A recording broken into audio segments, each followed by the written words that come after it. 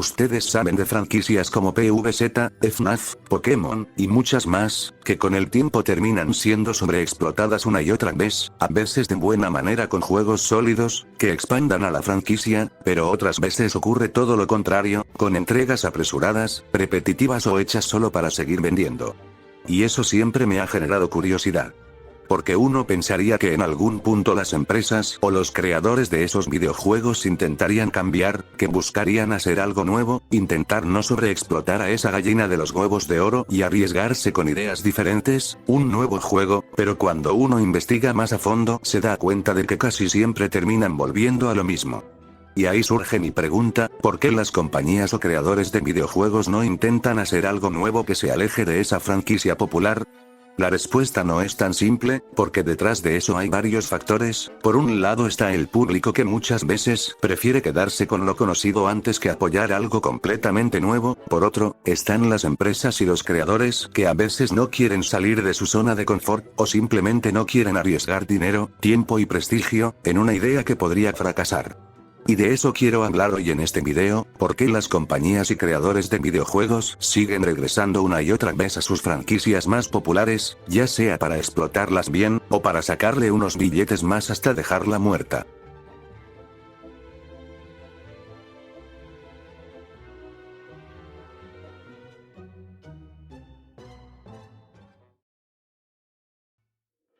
Primero quiero empezar hablando de la franquicia más popular, o sea Pokémon, de Game Freak, que no nació primero como estudio de videojuegos, sino como una revista de videojuegos creada por Satoshi Tajiri en los años 80, donde en 1989 Game Freak se convirtió en una empresa de desarrollo de videojuegos, donde ya había trabajado en otros proyectos. Uno de sus primeros juegos fue Kinty, o más conocido como Mendel Palace, tipo rompecabezas que consiste en voltear las baldosas del suelo para empujar o aplastar enemigos contra los muros u obstáculos. Para avanzar, tienes que eliminar a todos los enemigos. Otros juegos serían Smart Ball, el juego de Yoshi de 1991, Pulseman, entre un gran etcétera, pero cuando crearon Pokémon, donde como ustedes ya tienen que saber fue un rotundo éxito, sacando mercancías, como peluches, figuras, un juego de cartas, entre un gran etcétera, donde también sacaron secuelas y spin-offs de juegos, pero aquí llega un problema, la sobreexplotación de la franquicia, que esto se le notaba incluso cuando salió el juego sacando dos versiones, rojo y verde en Japón, y para los demás países rojo y azul, donde en una entrevista se reveló que Pokémon se empezó a vender en dos juegos para competir contra Mario, donde antes de crear el primer juego de Pokémon, Satoshi Tajiri, el director de Pokémon, bromeó conmigo diciendo que para superar a Mario de Nintendo tendría que vender dos copias del juego a cada consumidor, reveló Miyamoto.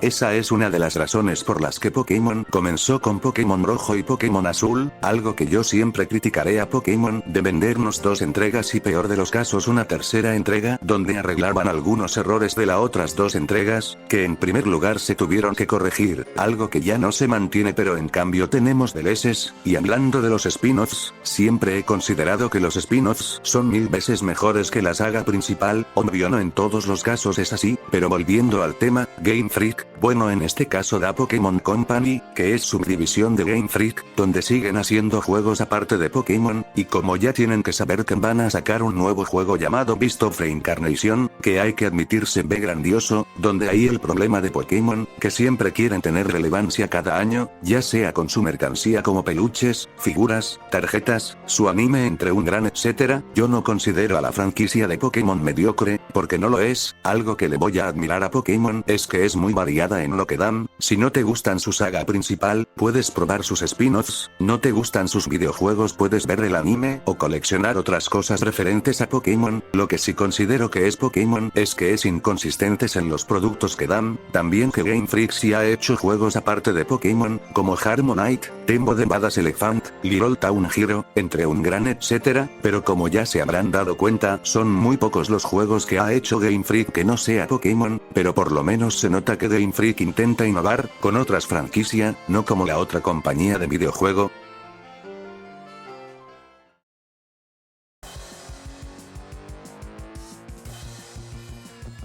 Sinceramente considero a Rovio un mal ejemplo de cómo una empresa puede sobreexplotar a su franquicia estrella, y es curioso, porque antes de Angry Birds, Rovio sí pasó mucho tiempo intentando encontrar un gran éxito, casos como King of the Cabbage World, donde controlabas a un topo que se movía por túneles bajo tierra y salía a la superficie para lanzar vegetales explosivos, donde ganaba quien lograba hacer explotar primero al oponente. También está Cassis Contractions, que aunque no fue creado originalmente por Rovio, ya que venía de otros desarrolladores y luego fue adquirido por la compañía, mostraba una idea en el cual es un juego de puzzles más interactivo. Después vino Amazing Alex, que básicamente seguía una línea muy parecida al juego anterior, y también estaba Retry, un juego que recuerda mucho a Flappy Bird, aunque siendo más abierto, pero por mi punto de vista yo no considero que Rovio realmente quisiera innovar de verdad creando nuevas franquicias, y sí, hicieron muchos juegos antes de Angry Birds, de hecho, más de 50 donde trabajó con Nokia y Electronic Arts. Me pregunto cómo hubiera sido de Rovio. Hubiera sido comprada por EA en vez de Sega, y no es como que Rovio con Sega les vaya bien. De hecho Rovio ha hecho más decisiones cuestionables con ellos, y lo más relevante que han hecho son colaboraciones con Sonic. Y volviendo con Angry Birds, ahí fue donde Rovio, en mi opinión, dejó ver cuál era su verdadera prioridad, explotar al máximo esa franquicia, y eso no es algo malo porque ellos demostraron el amor que les tenía a los personajes. Sin embargo hay más juegos malos de Angry Birds que buenos, como en su época dorada, porque Rovio no solo se quedó haciendo secuelas, también convirtió a Angry Birds en una marca como Pokémon, que siempre intenta ser relevante todos los años, y aunque como yo he dicho que Pokémon con sus juegos principales han sido muy cuestionables, en los otros productos que han dado, son de muy buena calidad, y también que no tengo problema con que una empresa aproveche su mayor éxito. El problema es cuando parece que todo gira exclusivamente alrededor de esa misma franquicia, y casi no existe interés real por construir algo nuevo con el mismo esfuerzo.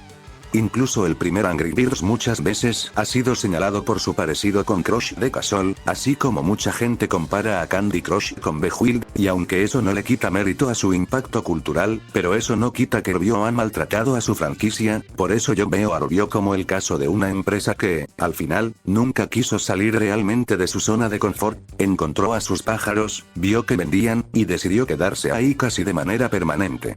Y eso es justamente lo que la diferencia de otras compañías que, aunque también terminaron sobreexplotando su franquicia principal, por lo menos sí intentaron innovar con nuevas IPs o con ideas distintas. Y ahí es donde entra otra compañía de la que quiero hablar, Sectolab.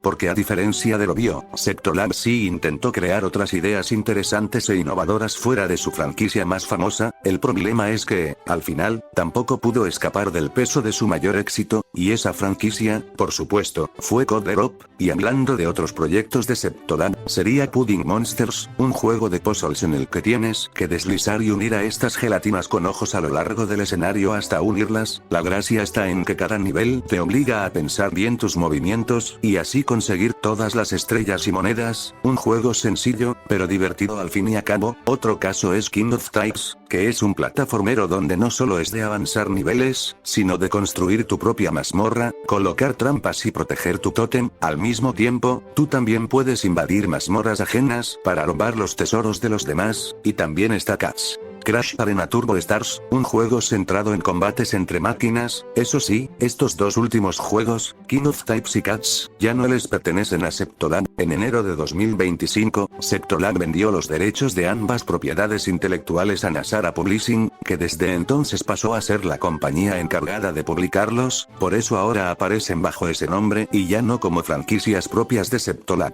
Y sinceramente, eso me parece triste, porque mientras investigaba sobre estos juegos, me encontré esto.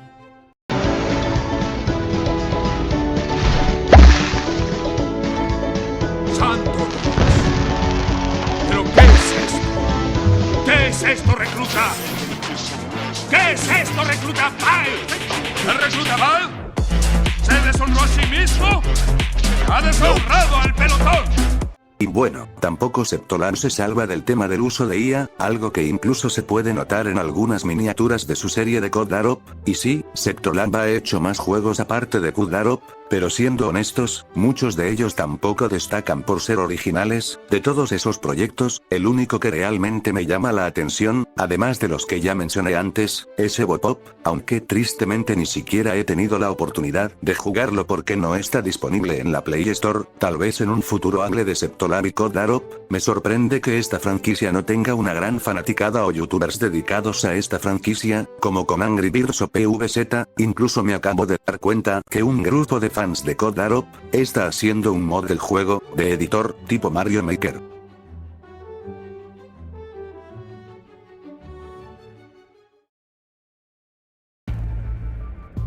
Ahora bien, pasemos a un caso todavía más extremo, pero ya no de una empresa, sino de una sola persona que, para bien o para mal, vive y probablemente seguirá viviendo de una sola franquicia. Sí, estoy hablando de Scott Cawthon y de FNAF.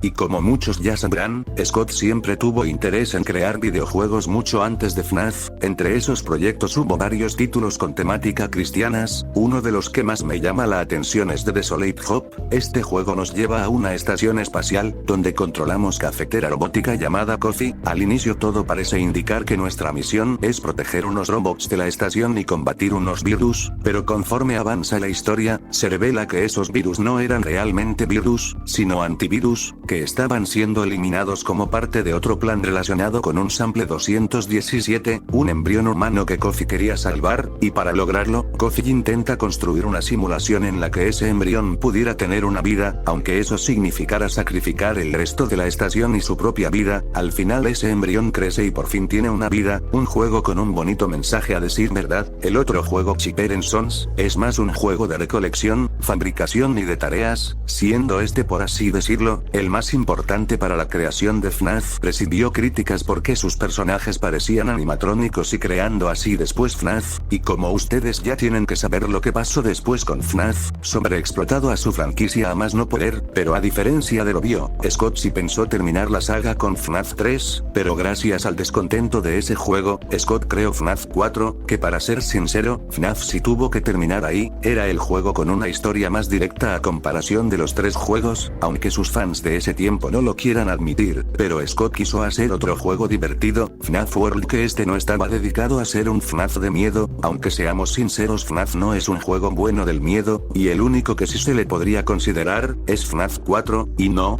es necesariamente por el diseño de personajes, sino por la ambientación, por ejemplo. Pero volviendo a FNAF World y viendo las malas reseñas que le dejaron en su primera versión, Scott intentó mejorarlo un poco, aún así teniendo algunas cosas cuestionables como el diseño del juego, pero hay algo que me llama la atención del juego, y es el hombre del escritorio, donde nos dice estos diálogos: ¿qué estás haciendo aquí?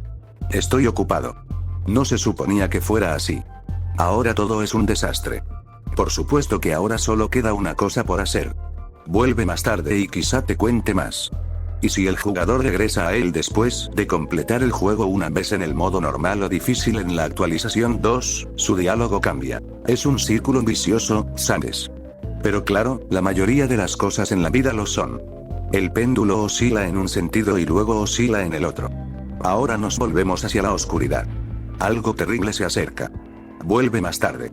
Quizás te cuente más. Y después de derrotar el arco iris mágico, obtendrás una escena más que nos dice: estoy impresionado. ¿Qué estás haciendo aquí? ¿No ves que estoy ocupado? ¿Desactivaste mis juegos? No sabía qué más hacer. No quiero decepcionar. Algo terrible se acerca, su nombre es Baby. Me temo que no hay nada que puedas hacer. Es demasiado tarde para desactivarla.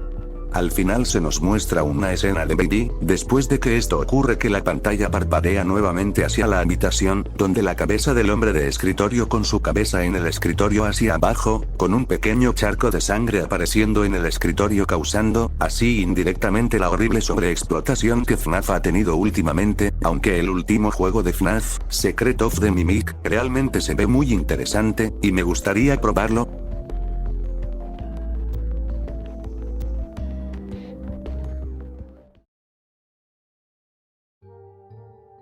Podría hablar de PopCap y sus juegos viejos antes de PvZ, como Suma, P-Wild, P-Gol, Bookworm, entre un gran etcétera, aunque Chosol ya no les pertenece, aún así estos son grandiosos juegos igual que PvZ, incluso después de la compra de EA, intentaron hacer algunos juegos aparte de PvZ como P-Gol 2, y P-Wild Stars, que desgraciadamente no pegaron al público como con PvZ, aunque PvZ también tuvo muchos fracasos, y eso que hubieron juegos bastante buenos que desgraciadamente PopCap dejó, y ya todos sabemos cómo está PopCap actualmente, y ya me estoy cansando de hablar de PvZ, aunque si mi público les interesa este contenido de PvZ, seguiré por un rato dando mi opinión. Como últimamente han visto, muchas de estas franquicias famosas han sido muy sobreexplotadas, y que rara vez intenta innovar con algo nuevo, pero existe una franquicia donde la sobreexplota, pero con productos de gran calidad, y sí hay, por ejemplo Kirby. Siempre he considerado que la franquicia de Kirby es un gran ejemplo de cómo sobreexplotar a tu franquicia de buena manera, sin llegar a la monotonía, porque Kirby tiene de igual forma buena mercancía, la mayoría de los juegos y no casi todos son muy buenos y rara vez malos, llegando tal vez a un juego bueno a secas, pero como digo no todos son como la franquicia de Kirby, y los ejemplos que ya te he dado, muchos han llegado a decepcionar a su público. Y bueno, ya llegando al final, la verdad es que existen muchísimos factores por los cuales una empresa o una persona decide seguir explotando su franquicia en lugar de arriesgarse a innovar con algo nuevo. Crear una nueva IP no garantiza para nada el éxito, y mucho menos cuando se intenta salir de la sombra de una obra que ya es mundialmente famosa.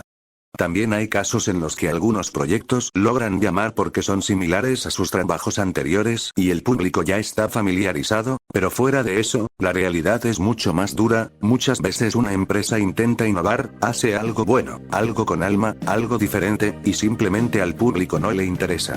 Y eso es triste, porque mientras algunas compañías sí tratan de ofrecer ideas nuevas y con alma, aunque no siempre les funcione, otras prefieren quedarse en lo seguro y seguir exprimiendo su franquicia más popular sin siquiera ponerle el mismo cariño de antes, aunque también hay otro caso, franquicias que no siguieron creciendo únicamente por decisión de la empresa o del creador, sino porque el propio éxito y la presión de los fans terminaron empujándolas a continuar, y lo peor es que, muchas veces, esos mismos fans que no querían dejar morir la franquicia también terminan formando parte de su decadencia.